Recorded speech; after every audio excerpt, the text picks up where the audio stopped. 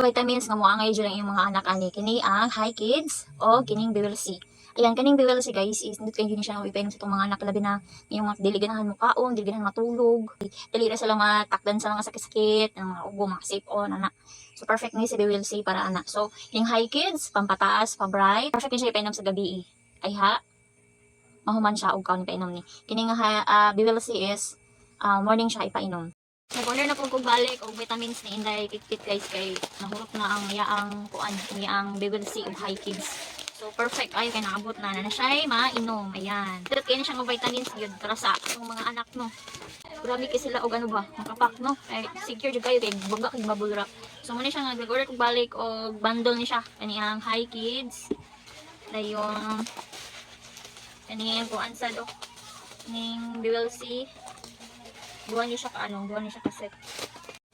Ang kanindot ani nga mga vitamins guys, FDA approved mo siya no. So safe ra kayo ang health sa ato ang mga anak. So ayan guys, kaning ascorbic acid is nindot siya nini ipainom sa morning. Kaning Hi Kids sa gabi. Ayan. Kining ascorbic acid guys, mo ni siya makapagana sa kaon sa atong anak, ganahan sila magtulog ani. Anak ko yung mga anak bitaw mga itipiker kayo kanang dili kay hingaon ba. So lain na yung painom maning BWC guys kay origin ako ginapainom ni Pit no. Oh, karon is gana siya mo kaon anak, gana siya matulog no. So maayo gini siya sa tuman mga anak.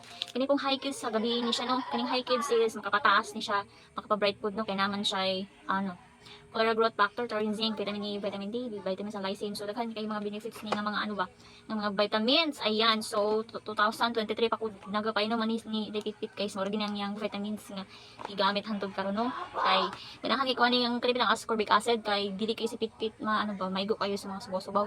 For example, maigo mo gani siya, dili ra siya maurian kay na-maintain man jud ako ni kada adlaw ning mga vitamins no. So and barato na siya guys diya sa itong yellow basket. Sila mga pa-ready, ha?